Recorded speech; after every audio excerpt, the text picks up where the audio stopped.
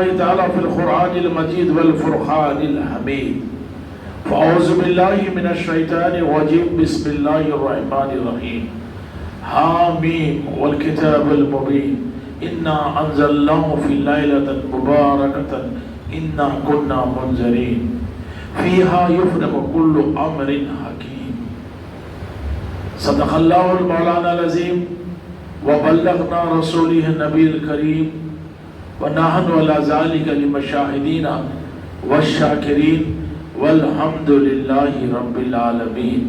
السلام علیکم ورحمۃ اللہ وبرکاتہ.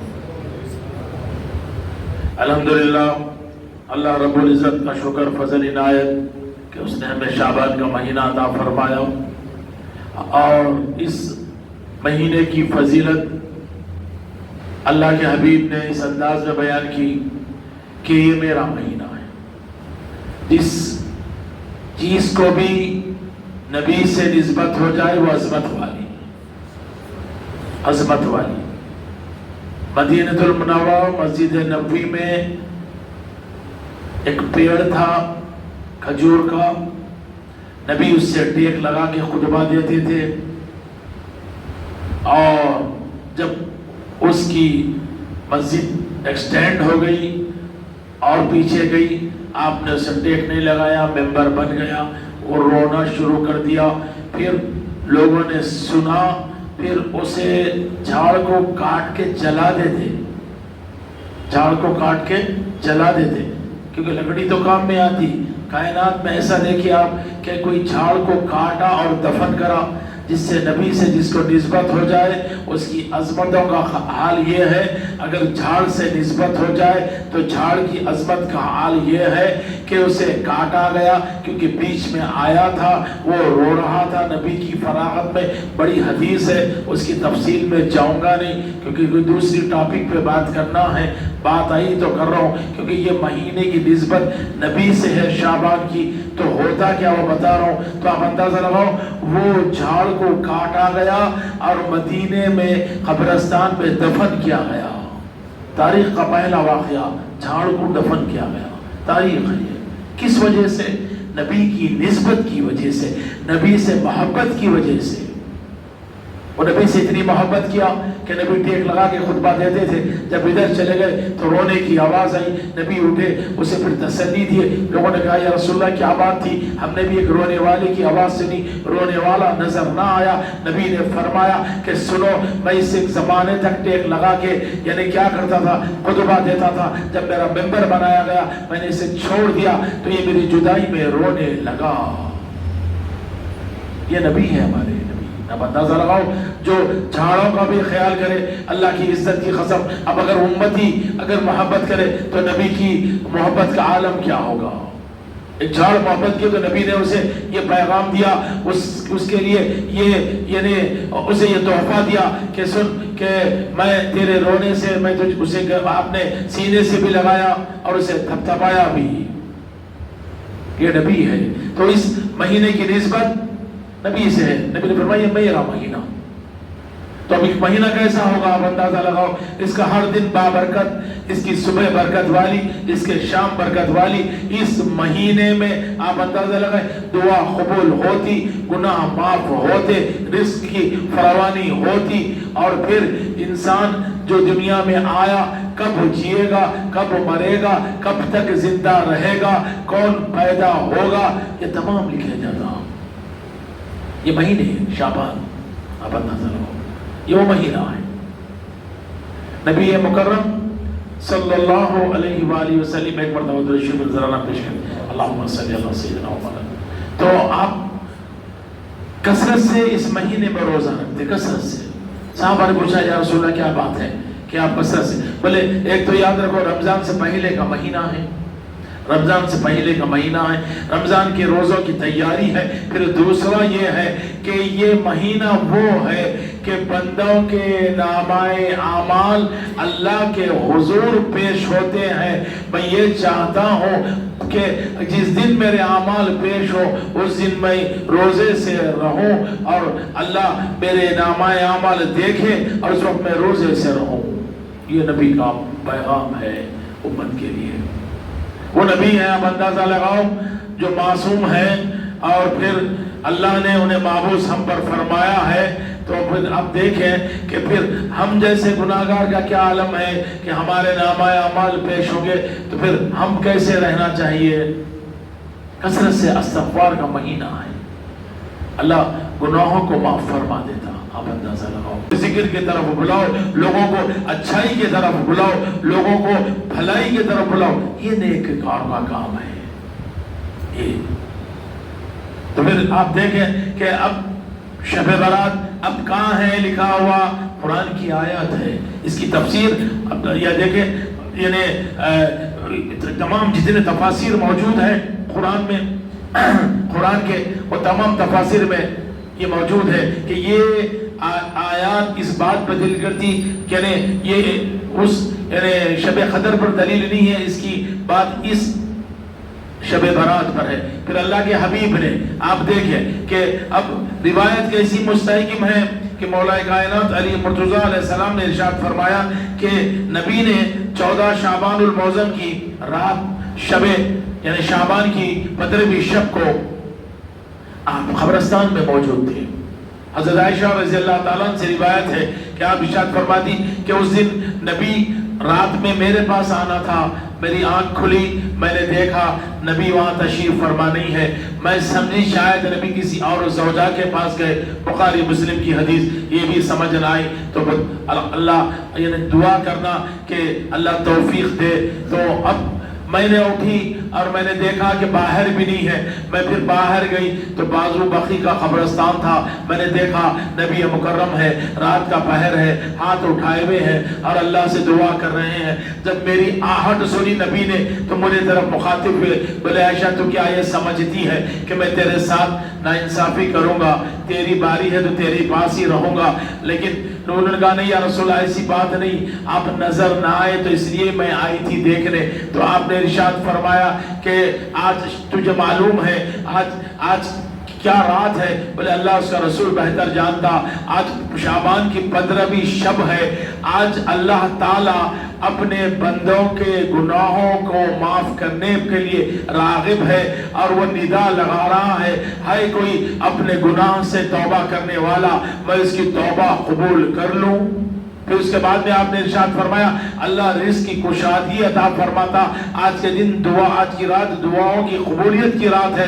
پھر ندا دیتا اللہ ہے کوئی جو اپنی رزق کی فراوانی یعنی رزق میں کشادگی مانگنے والا، اس کا رزق زیادہ کر دوں، کشادہ کر دوں۔ ہے کوئی بیمار جو بیماری سے شفا طلب کرتا ہے، میں اسے شفا دے دوں۔ ہے کوئی بیمار جو عمر درازی چاہتا ہے، میں اس کی عمر دراز کر دوں۔ اللہ کے حبیب نے ارشاد فرمایا کہ سن لو، بنو کلب ایک قبیلہ تھا، ان کے پاس بکریاں تھی اور ان کے بھیڑ ایسے تھے، ان پر کثرت سے بال بڑے بہت کثرت سے رہتے تھے، اپنے پاس جیسے مینڈے ہوتے۔ تو اللہ کے حبیب نے ارشاد فرمایا کہ آج کی رات بنو کلب کے بھیڑیوں کے بالوں کے برابر اللہ وہ لوگ جو جہنم کے مستحق ہو چکے تھے ان کو جہنم سے آزادی دے دیتا۔ وہ رات اب آنے والی ہے، 15ویں شب شعبان وہ آنے والی رات ہے۔ آپ اندازہ لگاؤ جس کی فضیلت اللہ کے حبیب نے بیان فرمائی کہ بنو کلب کی بکریوں کے بالوں کے برابر جو دوزخی ہیں ان کو دوزخ سے آزادی ملے گی، اور پھر ہر وہ شخص جو اپنے گناہوں پہ نادم ہے اور توبہ کرنا چاہتا ہے، توبہ کر لیا اللہ معاف کر دیا۔ اب ایسی بات نہیں ہے کہ اب اگر توبہ کریں گے تو اللہ معاف نہیں کرے گا۔ ہر رات، ہر دن، ہر پل اللہ جسے چاہے اس کی توبہ قبول کرے، جسے چاہے اس کی توبہ قبول کرے، ہر کسی کی نہیں، لیکن وہ رات مخصوص ہے کہ ہر کسی کی توبہ اللہ قبول کر لے گا، کیونکہ مخصوصیت ہے وہ رات میں، کیونکہ اللہ کے حبیب نے بتایا کہ یہ 15ویں شب جو ہے اللہ پاک اپنے بندوں پر رحم کی نگاہ ڈالتا ہے۔ گناہ گار اگر توبہ کر لے گناہ معاف۔ آپ اندازہ لگائے تو اب یہ کس لیے ملی؟ رمضان سے پہلے ملی، کیونکہ یہ رمضان کی تیاری کی رات ہے۔ جب روزہ گناہ گار تمام گناہوں میں ملوث ہوگا، اب روزہ رکھیں گا تو کیا روزہ قبول ہوگا؟ اس میں حکمت ہے۔ اور پھر کس کا مہینہ؟ اللہ کے حبیب کا مہینہ، اللہ کے حبیب نے ارشاد فرمایا یہ میرا مہینہ ہے، تو نبی قطعی نہیں چاہتے کہ میرا امتی گناہگار ہو رہے اور روزہ رکھے اسے کوئی ثواب نہ ملے۔ اس کی مثال یہی ہے، ایک آدمی نجاست بھرا ہے، اب مسجد میں آئے، نماز تو قبول نہیں، جس کا وضو نہیں اس کی نماز قبول نہیں، اور جو نجس ہو اس کی نماز قبول نہیں۔ پہلے پاک ہونا پڑے گا، اس کے بعد میں وضو کرنا پڑے گا، پھر نماز۔ اگر پاک ہے وضو بھی نہیں کرا نماز نہیں ہوتی۔ اسی انداز میں اگر گناہوں سے بھرا ہوا ہے، لتھیڑا ہوا ہے، ڈوبا ہوا ہے، اور اس کے بعد میں پھر روزے رکھ رہا، اللہ کی عزت کی قسم پھر وہ روزہ کیا قبول ہے؟ آپ اندازہ لگاؤ۔ لوگوں کا حق مارا ہوا ہے، ماں باپ سے نافرمانی کرا ہوا ہے، آپ اندازہ لگاؤ، گالیوں کی کثرت ہے، جھوٹ کی کثرت ہے، غیبت کی کثرت ہے، ہر گناہ میں ملوث ہے، پھر اس کے بعد میں 30 روزے کیا کام دیں گے؟ رحمت کا دہا، اس کو رحمت ملے گی جو خود رحمت والا نہیں۔ آپ دیکھیں کیا دوزخ سے آزادی ملے گی اس دہے میں جو خود یعنی گناہ میں ملوث ہے؟ حکمت ہے۔ ایسا نبی اللہ کی عزت کی قسم کہ لوگوں نے دعا کی، نبیوں نے، موسیٰ علیہ السلام نے دعا کی کاش اس نبی کا امتی بنا دے آخری میں، تو اس کے باوجود بھی آپ دیکھیں ہمیں ہوش ہی نہیں ہے۔ اب ہم بولے کہاں لکھا ہوا ہے بتاؤ، کون کرے تھے؟ لکھا ہوا ضرور ہے، نبی کرے تھے۔ 15ویں شب نبی جاگے، ہر 15ویں شب کے لیے نبی نے اپنے صحابہ کو ترغیب دلائی، بتایا کہ یہ وہ شب ہے جس میں جاگنے سے گناہ معاف ہو جاتے، جس میں جاگنے سے اللہ راضی ہو جاتا، رزق کی تنگی خوشحالی میں بدل جاتی۔ اب اس کے باوجود بھی اگر آپ دیکھیں، پہلی چیز تو یہ ہے کہ قرآن کریم کی آیات مبارکہ ہے کہ اللہ پاک ارشاد فرما رہا فَمَن مِثْقَالَ ذَرَّةٍ خَيْرًا يَرَهُ، کہ اگر ذری برابر نیکی بھی ہے تو اسے حقیر مت جانو، جنت لے جائے گی۔ اور پھر اس کے بعد میں ارشاد فرما رہا کہ ذرا برابر گناہ بھی ہے تو اسے حقیر مت سمجھو، وہ دوزخ لے جائے گا۔ تو پھر یہ کتنی بڑی ذرہ برابر نیکی ہے۔ آدمی بستر چھوڑ دیا اور پھر جاگنے کے لیے آمدہ ہو گیا، نمازیں پڑھ رہا، اللہ سے گڑ گڑا رہا، اب اس کو روک نہیں کہ بھئی یہ کہاں لکھا تھا بدعت۔ میں بہت اب تک کئی مرتبہ آپ کو بدعت بتا چکا، الحمدللہ میں سمجھتا ہوں آپ کو یاد بھی ہو چکی، آپ لوگوں کو بھی بول سکتے کہ بدعت کی تعریف کیا ہے۔ اب اس وقت اس کی ضرورت نہیں ہے، لیکن آپ دیکھیں کہ یہ وہ شعبان کا مہینہ کہ کثرت سے کسی لیے نبی نے فرمایا کہ بھئی روزہ رکھو کہ نامہ اعمال پیش ہوتے۔ آپ یاد رکھیں استغفر اللہ دن رات پڑھتے رہیے، اللہ رزق میں کشادگی دے دے گا، بیمار ہے شفا دے دے گا، پریشان حال ہے پریشانی دور کر دے گا۔ نامہ اعمال اللہ کے حضور پیش ہو رہی، ہم استغفر اللہ میں ہیں، تو اب اندازہ لگاؤ پھر اس سے بڑی کیا بات ہے کہ اللہ دیکھے گا کہ بھئی گناہ تو زیادہ ہے لیکن اب استغفر اللہ اس کی زبان پہ ہے، لہذا جتنے گناہ کرا تھا وہ معاف، اللہ کی عزت کی قسم اس سے بڑی کیا بات ہے۔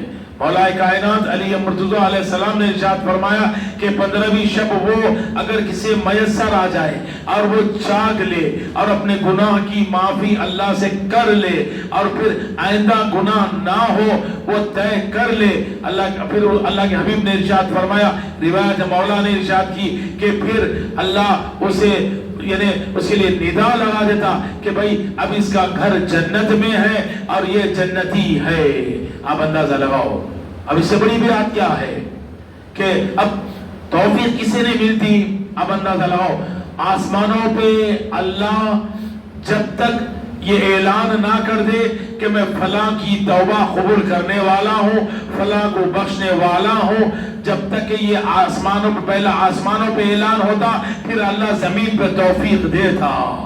اگر اللہ توفیق ہی نہ دے تو پھر آپ اندازہ لگاؤ یہ کرینہ پھر توفیق کیوں نہیں مل رہی؟ توفیق تو اللہ باللہ۔ انہوں بولیں گے تو معلوم یہ ہوا کہ جس قسم کی سوچ رکھے گا ویسے ہی توفیق ملے گی، جس قسم سے جس سے محبت رکھے گا ویسے ہی توفیق ملے گی۔ اللہ کی عزت کی قسم نبی نے تبھی فرما دیا کہ دنیا میں جو جس سے محبت کرے گا آخرت میں اس کے ساتھ ہوگا۔ ایک صحابی تھے انس بن مالک رضی اللہ تعالیٰ مشہور و معروف، انہوں نے عرض کی ہاتھ جوڑ کے یا رسول اللہ ایک ایسا شخص ہے جو اپنے سے گزرے ہوئے لوگوں سے محبت کرتا، جن سے ملا بھی نہیں، جن کا زمانہ دیکھا بھی نہیں، جن کو جانتا بھی نہیں، اس کے بارے میں آپ کیا ارشاد فرماتے؟ تو میرے نبی نے یہ نہیں فرمایا کہ وہ دیوانہ ہے، اب اس نے اس زمانہ بھی نہ دیکھا، ان لوگوں سے ملا بھی نہیں، ان کو جانا بھی نہیں، پھر ان سے محبت کرتا، یہ تو بیوقوف ہے۔ میرے نبی نے نہیں فرمایا، فرمایا تب بھی اس کا شمار انہی لوگوں کے ساتھ ہوگا،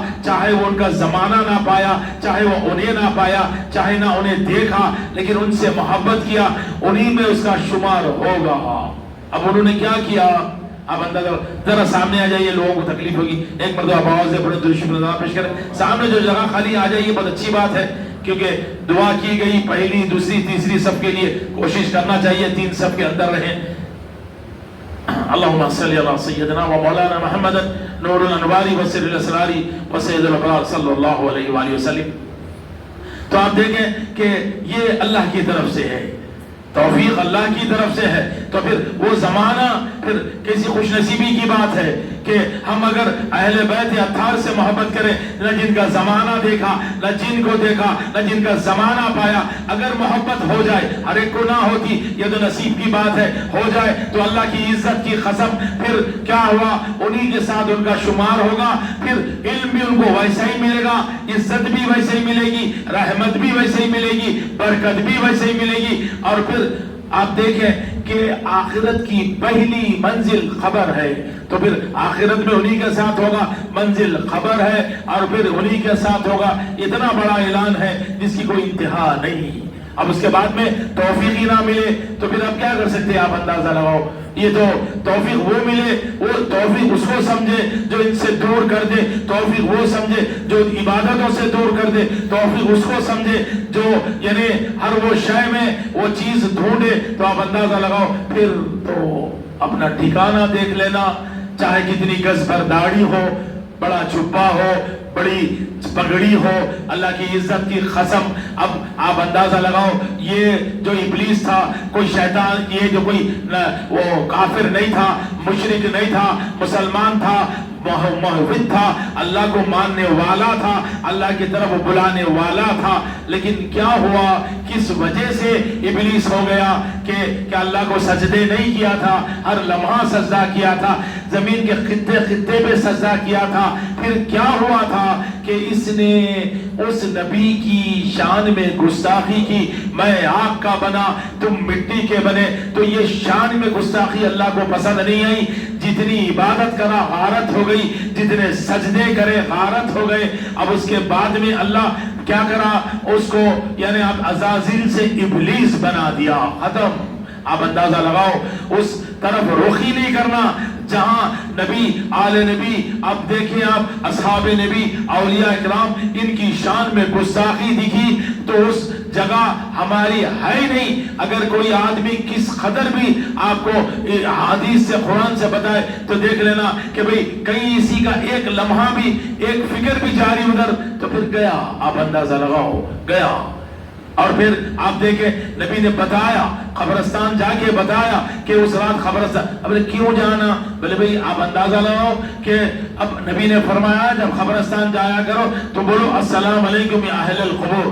یا رسول اللہ کمبرہ نہیں معلوم، ہڈیاں بھی نہیں ہے اندر، خبر کھودی گئی، خبر سادی ہے، پھر سلام کس کو؟ تو نبی کا ارشاد مبارک ہے کہ یہ عالم برزخ ہے، وہ عالم ہے کہ ہم دیکھ نہیں سکتے، ان کی روح موجود ہے، آپ جا کے بتائیں گے السلام علیکم یا اہل القبور تو وہاں سے سلام ضرور آئے گا۔ وہ آنکھ ہونا، وہ کان ہونا، وہ نورانی چیز ہونا جو سننے بھی آئے اور پھر قلب محسوس بھی کرے، وہ بھی موجود نہیں ہے۔ اب نہیں جاؤ گے تو پھر اس کی بات یہی ہو گئی کہ بھئی اب جو مر گیا اس سے تعلق ختم۔ نبی نے یہ رات دے کے بھی بتائی، تعلق ختم نہیں ہو سکتا، ہر جمعہ اپنے ماں باپ کی خبر کو جایا کرو۔ اور پھر اب یہ تو سال کا وہ دن ہے کہ اب سوال یہ پیدا ہوا کہ اگر جو خبر ماں باپ کی تھی، جو خبر یعنی بزرگوں کی تھی، اب ان کے پاس جاتے ہی وہاں خدا ہو جا رہے، تو ایسا تو نہیں ہو رہا کہ وہ مرتے خدا ہو جا رہے، اللہ کی عزت کی قسم۔